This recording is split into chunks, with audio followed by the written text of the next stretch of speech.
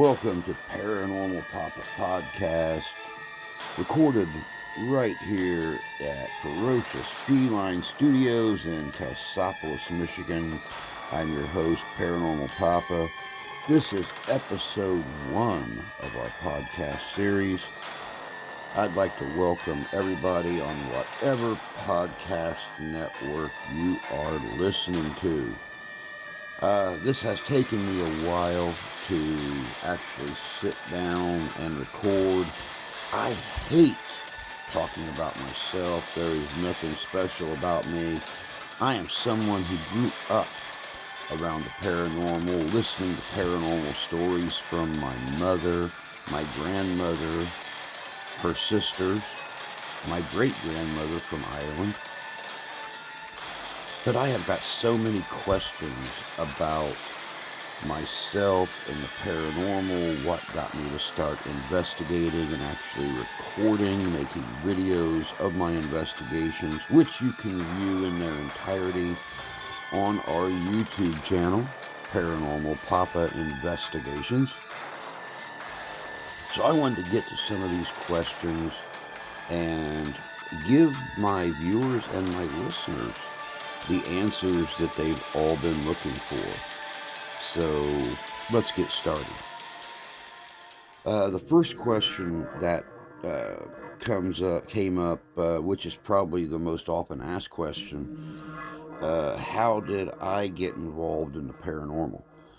Paranormal for me actually dates back prior to my birth by almost a decade. My mother and her sisters grew up in a small town east of Marion, Indiana called Landis. It was a very, very small country town. The store, post office, only gas station. It was all one building right in the railroad tracks at the south end of town. One church, one small school, and about 30 houses. And back around 1957, my mom and two of her sisters, who were older than her, and two of their friends, managed to get their hands on a Ouija board and went into one of the old abandoned houses there in Landis, not very far from the house that my mom and her sisters and brothers all grew up in. And this house was old. Believe me when I say this house was old. This house had no electricity. It still had the little gas lights on the walls. There had been no gas, according to my mom, in this house for 20 years. So we're talking, the 1930s. And they were playing with this Ouija board, and she said they got about an hour into playing with this Ouija board, maybe a little less, when somebody asked a question to a spirit that they were chatting with, and they said, if you can prove to us you're here, please do it. And according to my mom, 3 of the 5 gas lights in that main room actually lit. She said the girls all jumped back out the windows, left the Ouija board laying there in the main room, and left, and the house burnt down overnight. My mom, still to this day, at 79 years old, tells this story with a flicker of fear in her eye. Does she remember it exactly like it happened? God only knows. But this is how, still to this day, she remembers it. Alright, so let's go on and move ahead about 11 years. I was born in 1968. My dad had done his service time in the military, got out of the military, went to work for RCA Electronics. And during this process, becoming new parents, they decided they were going to build their first home. So while they were doing all the work, building the home and working their jobs to finance our future, I was babysat as a newborn baby by the mother of a very good friend of my dad's who he served in the military with and worked with. And Grandma Lenora Levitt, she would pretty much watch me 24 hours a day. And I would say I was probably, according to the stories, about 5 months old, something like that, when Grandma Lenora was found deceased in her chair downstairs. I was upstairs in my crib when Mom and Dad arrived that evening to pick me up. Of course, they found Grandma Lenore passed away downstairs.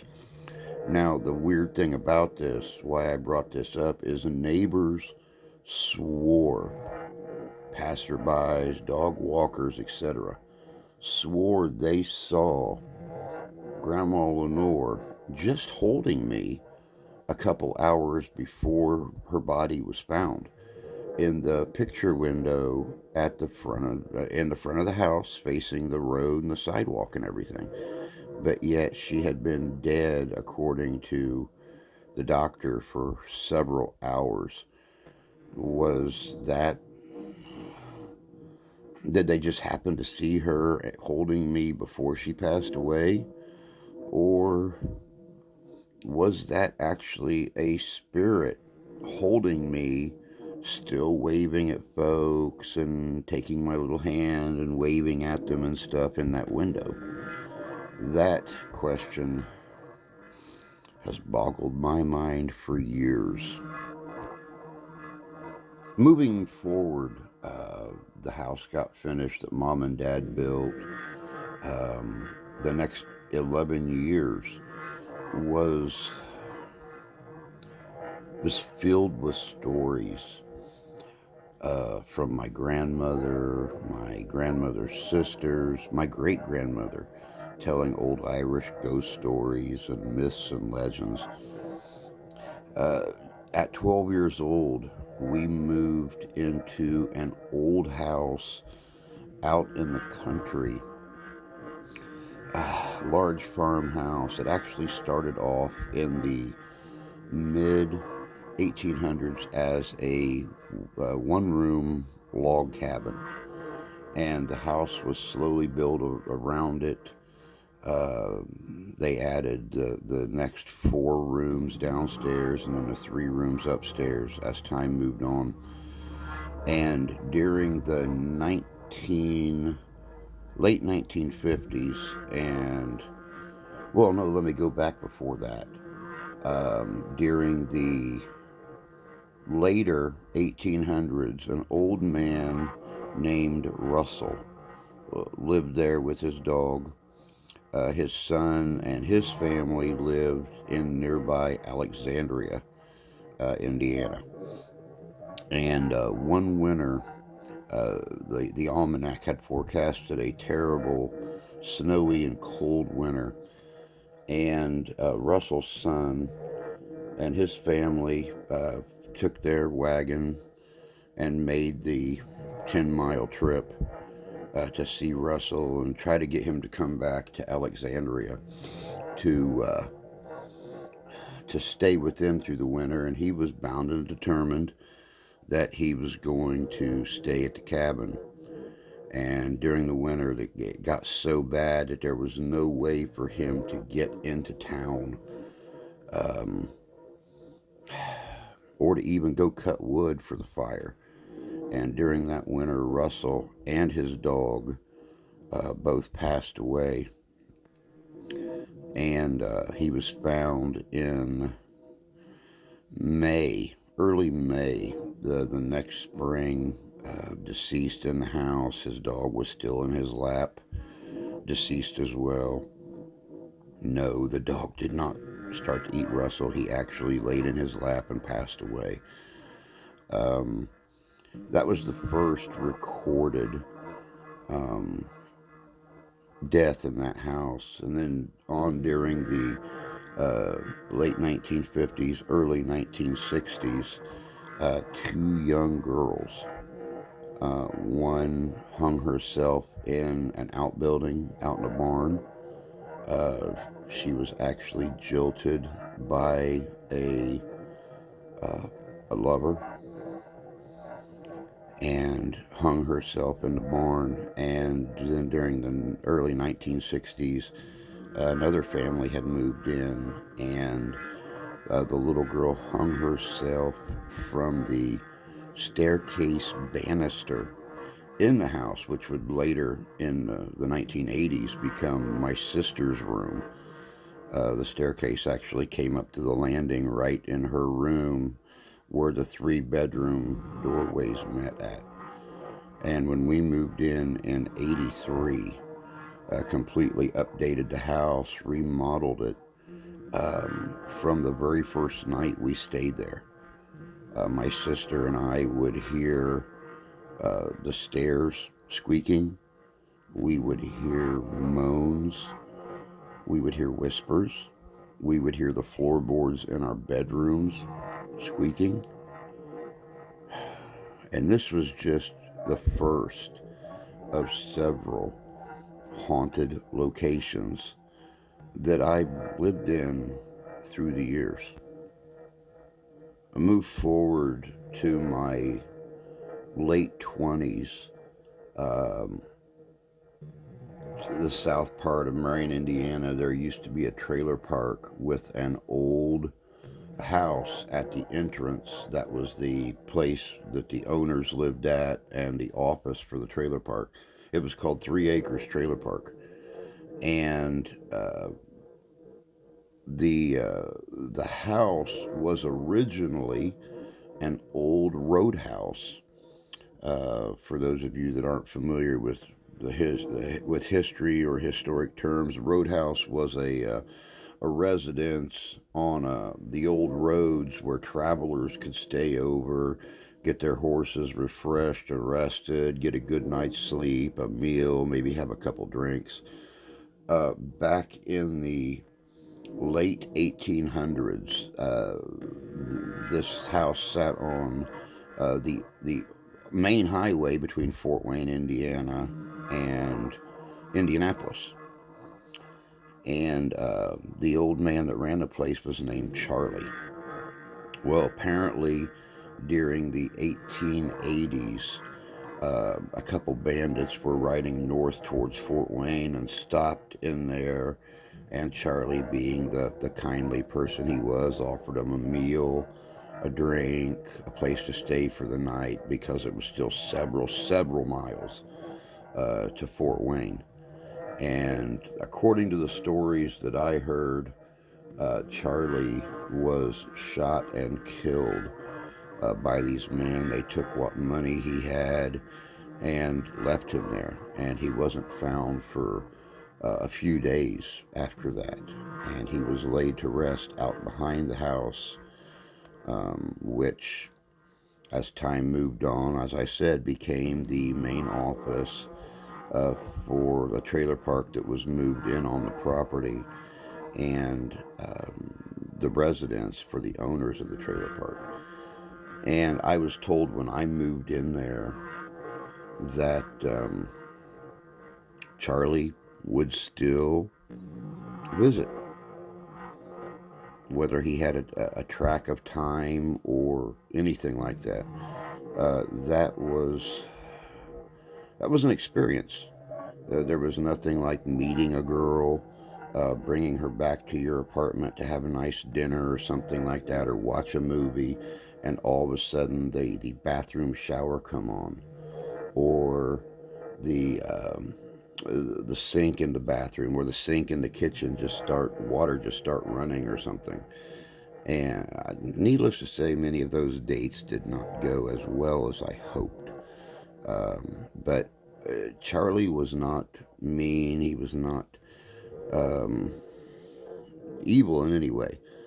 He was just looking for recognition. He was just looking to be told that you understood that he was still there. And a lot of times, all you would have to do is say, I hear you, Charlie.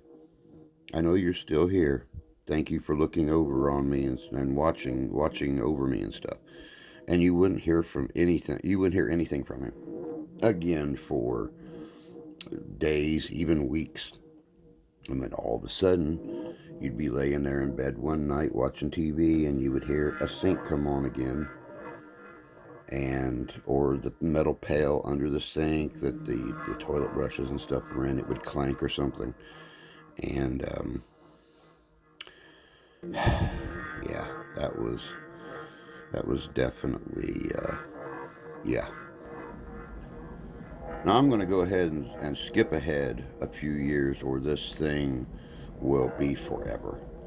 Um, I got married back in 2016, and 10 days, 10 days after getting married, um, we went to a local lake to celebrate the 4th of July. Um, I popped open a beer and had a single drink of beer. I got sick. I mean, sick, sick. We were there for several hours. I was laying in the shelter um, on a picnic table. After I finally stopped getting sick, I slept. Slept, slept, slept. And at the end of the day, everybody helped me to get back to the car. We made it home, about a 15-minute trip, and I went straight to bed and slept the night on the 5th of July, 2016.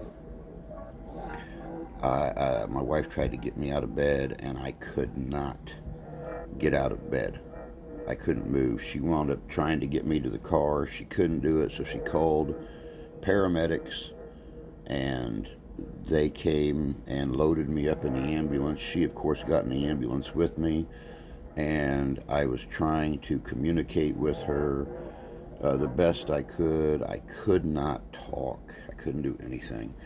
And we made the 9-mile trip to a local hospital and in Dewaljack, Michigan. And they got me to the ER, and the doctor took one look at me and said, he is dying. He's dying. We have to get him to Kalamazoo. And they made that half-hour trip in about 20 minutes, going down Highway 94 into Kalamazoo. My wife, of course, in the ambulance with me. I was unconscious. I was completely and totally unconscious at this time. Um, but this lasted for 10 days. They got me to Kalamazoo. They were unloading me out of the ambulance. I flatlined. Um, After a couple minutes, they brought me back. Um, they got me into the ER. I flatlined a second time. They managed to bring me back, and then just minutes later, my lungs started failing. My heart was getting weaker, so they induced a medical coma that lasted for a week and a half. And believe me, what I saw, I still don't believe what I saw. Of course, you know, medical professionals refer to this as coma psychosis, um, but this was no coma psychosis. Now, I'm sure many of you know that, you know, different spiritual beliefs, different religious beliefs talk about the afterlife. Um, What I saw was not the blissful golden streets and rolling hills that a lot of beliefs make you feel like you're going to. I have very distinct memories of total darkness, almost with a very light spinning fog, a cool breeze on my face, very pleasant. You could hear all kinds of whispers and stuff in the background, like off in the distance. And I mean, nothing beautiful to see, just total darkness with like a spinning fog, almost like a vortex of some kind, with a very light, cool breeze. You know, one of those summer breezes when it's really hot and that cool air hits you in the face and it's so pleasant. There was the whispering in the background. I mean, incoherent whispering. And I heard my grandmother's voice and my great grandmother.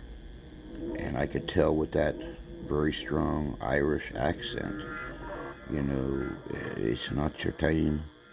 You need to go back. You've got a life to live. You've got a purpose in this world. And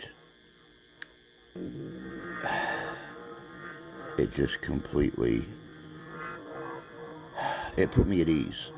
But when I woke up a week and a half later from this coma, I remember telling my doctor and the nurses about it, and they even had a psychologist come in and talk to me.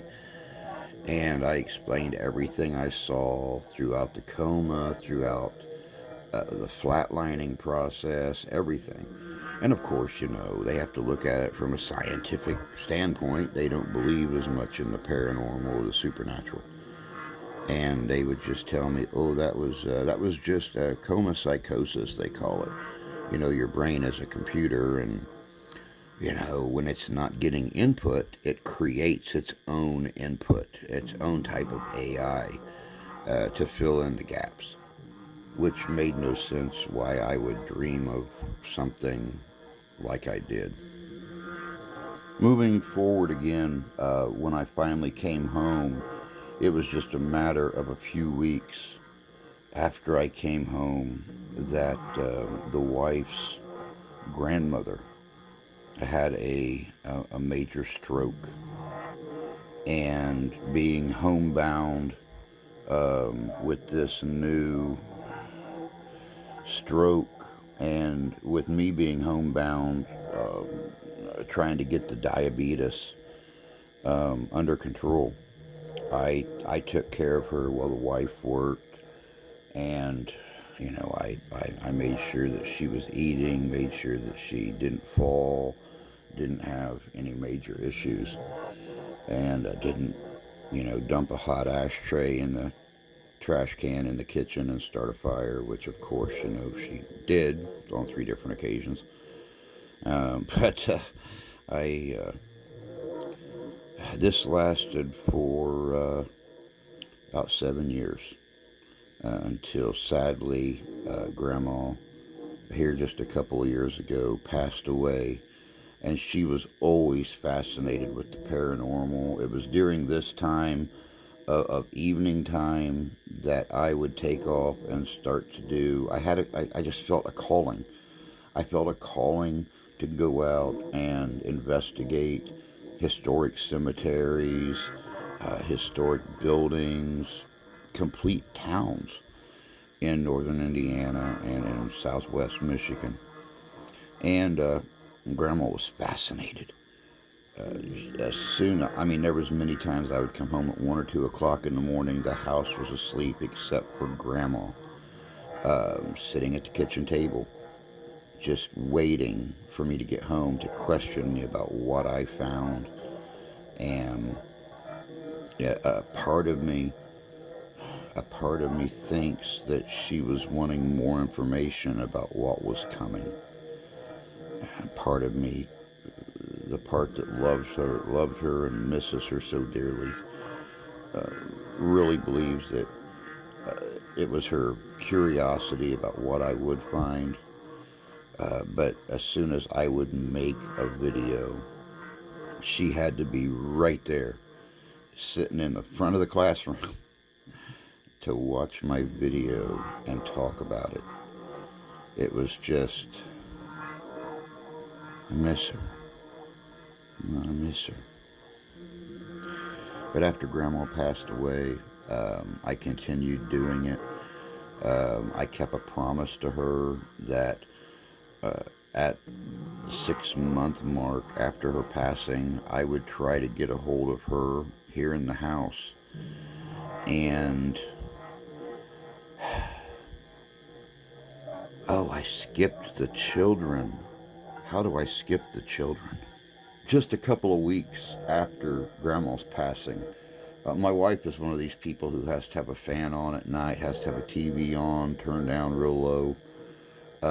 But the TV, after a few hours of non-activity, will go into sleep mode. The screen will go dark. Um,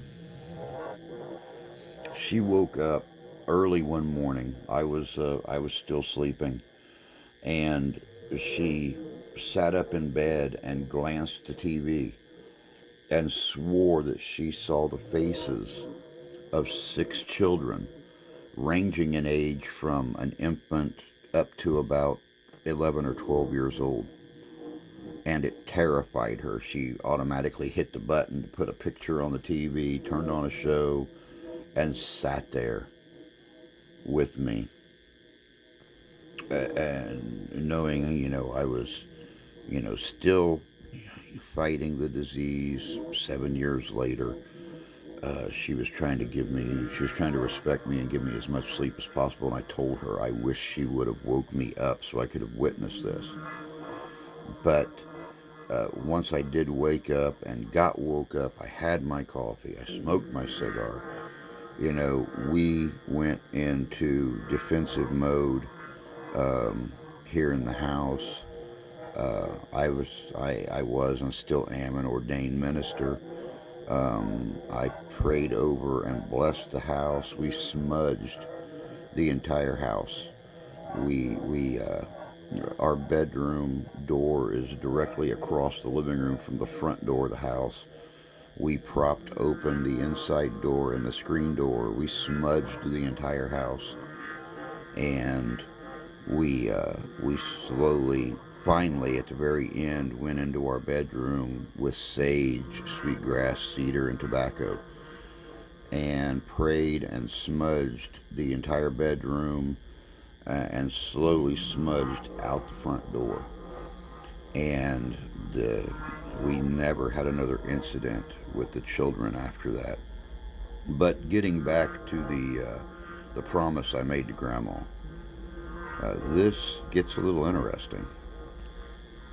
6 months after Grandma's passing, I set up all of my equipment at the kitchen table, directly across the table from where she used to sit at, and turned on the voice boxes, turned on the EMF meter, turned on everything. And not only did I communicate with Grandma, who directly responded on all the devices, but I was able to communicate with people who lived here decades before Grandma and Grandpa Bob even bought this property. And that really shifted me into high gear, because Grandma had even mentioned in a EVP about talking to the dead. And this is where it got really weird. You move ahead, and I know we're skipping a lot of ground here and probably a lot of pertinent personal information, but like I said, I don't want this to be all about me. About a year later, the state of Michigan, in their ultimate wisdom, state insurance. Medicaid decided they wanted to cancel my insurance. So I became a an untreated diabetic who no longer got any of their diabetic medicine, who no longer got blood clot medicine, which I'd already suffered from a major blood clot in my left leg that could have killed me again. But I noticed that my vision was starting to get very foggy and blurry in my right eye.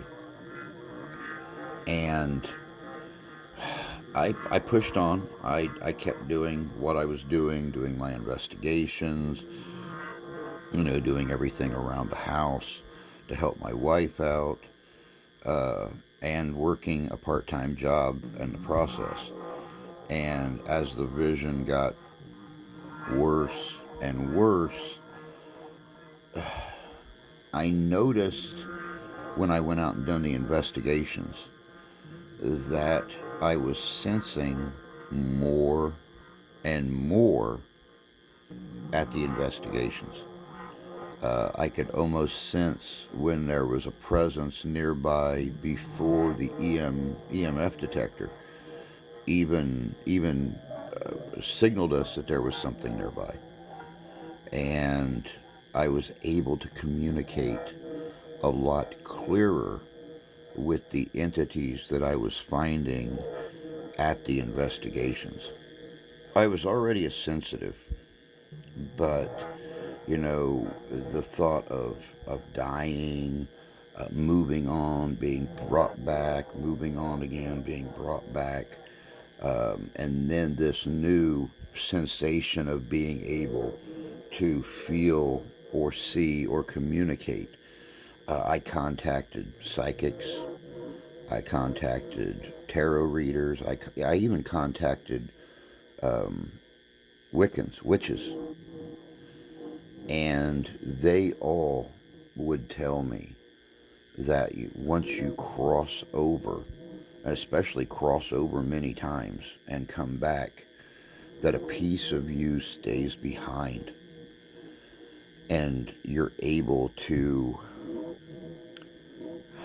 see through the veil easier than what a normal person would.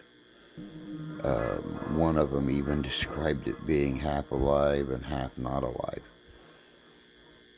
But 200 some odd investigations later, it's at that point where now, I'm completely blind in the right eye, I'm losing vision in the left eye, and still not able to get anything medically done about it. I have noticed the sensitivity is off the scale at times. Once again, you can see many of our investigation videos on the Paranormal Papa Investigations YouTube channel. There have been personal attacks. There have been many times where the spirits have brought my name up in front of witnesses during voice communication sessions,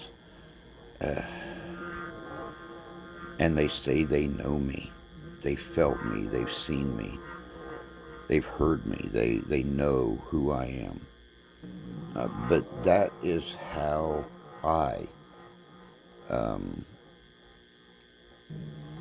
that's how I have got involved into the depth that I have got involved in the paranormal and the supernatural. The next question was, what was the scariest investigation I've ever done? I actually just released a video on this cemetery. It was the South Wayne Cemetery, also known as the Wayne Chapel Cemetery, in Dewaljack, Michigan. And the only reason that this is scary is because I was attacked. I mean, there's actually uh, camera footage. There's physical pictures of the scratch going down the center of my back. Um, Not very long after Mark Siegel, my head investigator and one of my best friends, and I were out there, and we were uh, doing some history on uh, a missing headstone of a brother. The whole family was there except for him, and we heard this horrendous squeal, scream come out of the field. I mean, it sounded like some kind of an animal getting butchered out there, but there was one long, drawn out scream. And it actually terrified us. That's the first time I'd ever been scared. He actually grabbed the handle on his handgun. We didn't know what was coming out of that field at us, and it wasn't any more than maybe 45 minutes or an hour later. We were doing just our final walkthroughs, final communication, kind of packing the car, and I felt this incredible pain down the center of my back after I'd felt this horrendous ball busting pain in my lower left side all night long, right underneath my rib cage. I mean, to the point where it was putting me on my knees at times. I couldn't breathe. It was just that painful. Then all of a sudden, this whatever it was down my back. And like I said, I just released that video, South Plains Cemetery in Dvorak, Michigan, and it shows pictures of the scratches going down my back. That was the scariest investigation I've ever done. Another popular question that I get quite often is, have you ever had an attachment? Do you have attachments? Though I don't show it in the videos, I usually smudge or cleanse myself. I pray before and after investigations.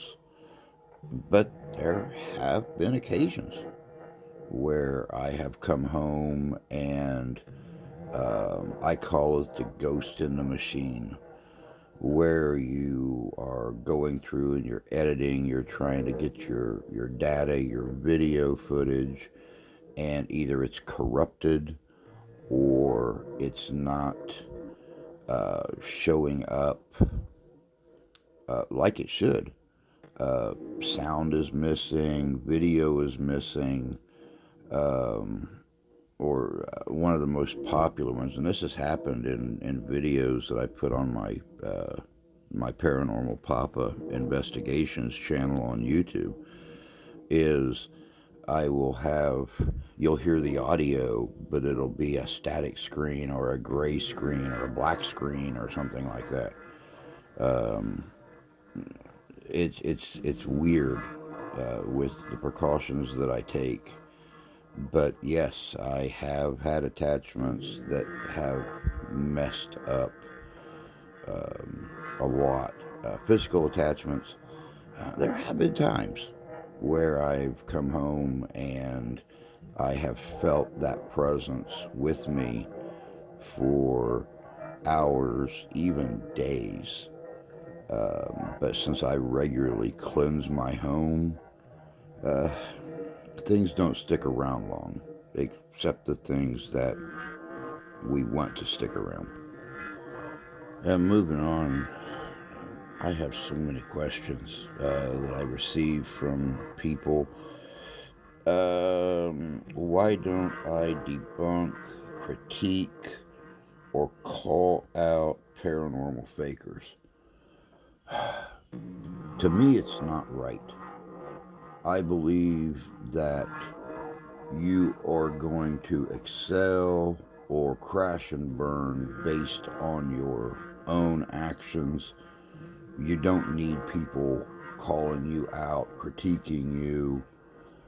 I've been accused of and I don't know how it's possible, but anyway, I've been accused of faking when I very first started, and I always tell other paranormal teams, doubters, skeptics, that if you want to see an investigation uncut in its 2 or 3 or 4 or 5 hour entirety, you are more than welcome to join me on any investigation and stick by my side, see how I do things, hear and see how different places affect me, what I'm feeling, what I'm hearing, what I'm seeing, how I do my EVPs, how I do my video.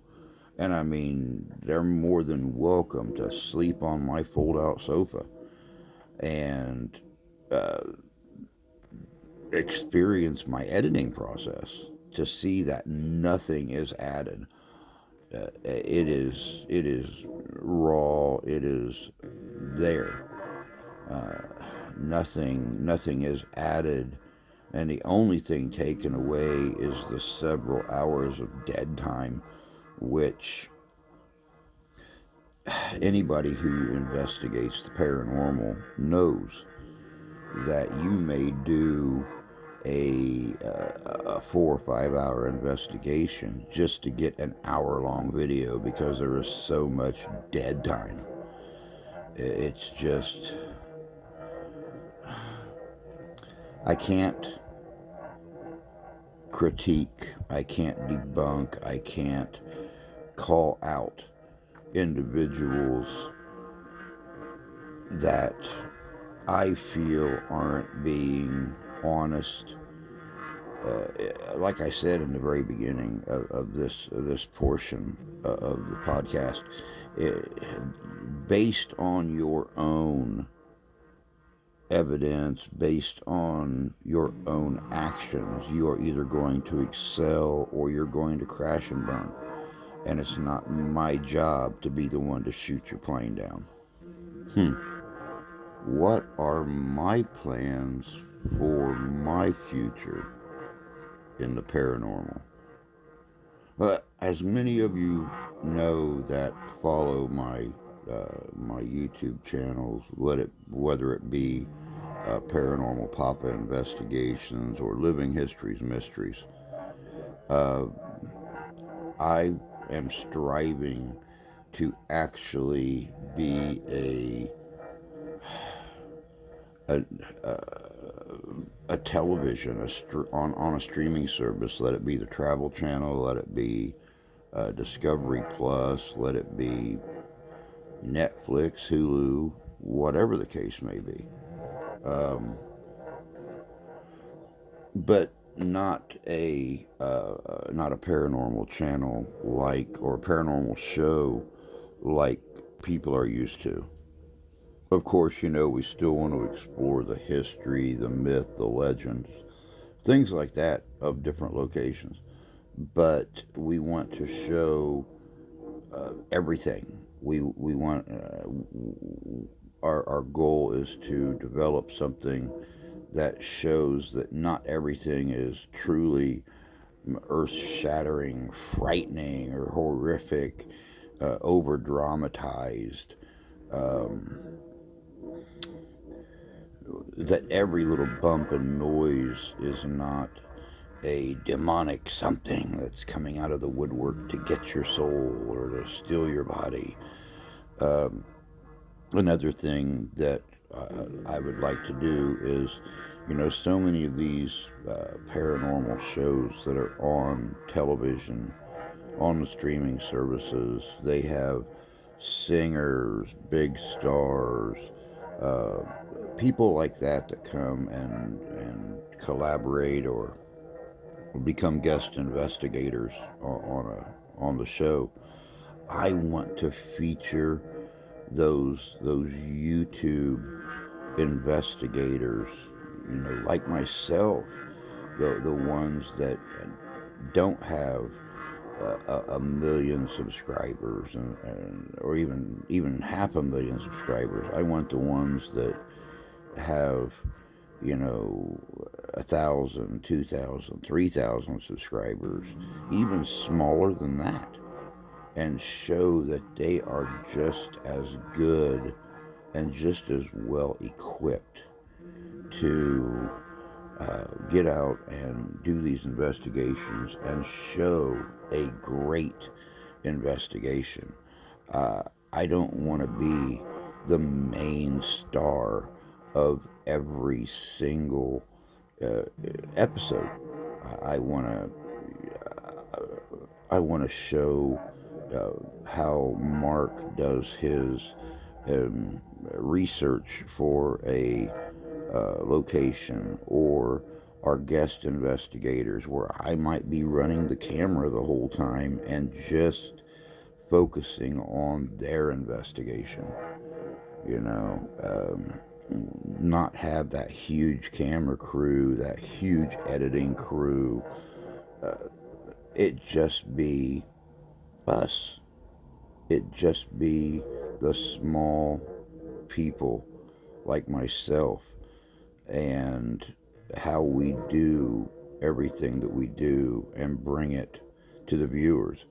And we're constantly looking for that wealthy benefactor that wants to see that is willing, to gift us, to support us with, the ability to travel to some of these more popular locations, or to get that financial backing to get good equipment and good cameras and good monitoring systems, um, where we can bring a cleaner, purer view of the paranormal field.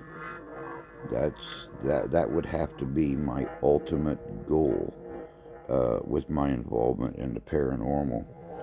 And moving right along from that, another big question that I've gotten several times is with my own ancestry, Irish, Scottish, English, um, and my very strong interest in the paranormal. If I could go anywhere, if I could investigate anywhere, where would it be? And though America has got some amazing history and a long history, I would love to go to Europe. I would love to go to Ireland, to Scotland, to England, where their history is just the architecture. I mean, to be able to go to England and sit down in a pub that has been a pub for 300 years, 500 years, 700 years, to go to places where there is still architecture from the Roman invasion 1,000 years ago, to go to castles or to battlegrounds where battles were fought 700-800 years ago. That would be like my ultimate goal in the paranormal. And once again, in doing this, bringing in those local small paranormal teams to collaborate with us, so I can feature their investigations. And, once again, bring that pure, under non dramatized viewing of how these investigations actually work, and what you actually find. All right. I think that will pretty much conclude Paranormal Papa Podcast, Episode 1. It's like I said in the beginning, I hate talking about me. There is nothing special about me. I am like any other person. I get up in the morning, I put my pants on, one leg at a time. I come in my studio, I drink my coffee, I go to work, I work my 4, 5, or 6 hours each day rolling dough balls in the Cask Beer Company brewery here in town. If you guys get a chance, go over to the Paranormal Papa Investigations channel on YouTube.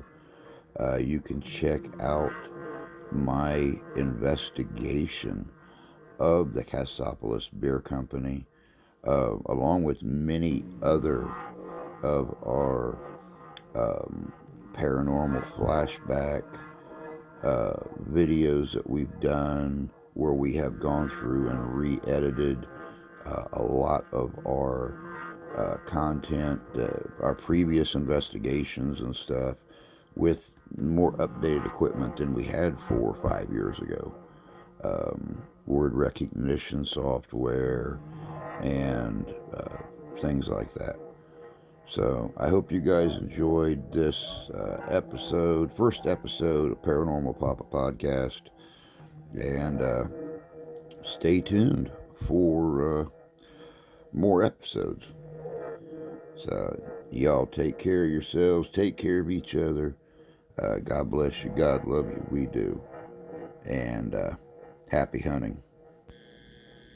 You can check out and support Paranormal Papa Investigations, Paranormal Papa Podcast, by going to our YouTube channel, www.youtube.com/at Paranormal Papa Investigations, where you can view our own paranormal flashbacks, our new investigations, and a feature we call Paranormal Highlight, where we like to highlight other YouTube paranormal investigative teams and show what they do at their investigations. If you'd like Paranormal Papa Investigations to highlight your paranormal team, paranormal channel on YouTube, drop us a line at livinghistorycomesalive@gmail.com, and we will get right back to you as quickly as possible. If you want to support Paranormal Papa Investigations or the Paranormal Papa Podcast, you can go to our PayPal page at www.paypal.me/MrHistory2020. You have been listening to episode 1 of the Paranormal Papa Podcast. Check out our other podcast episodes as they come available. And until next time, happy haunting.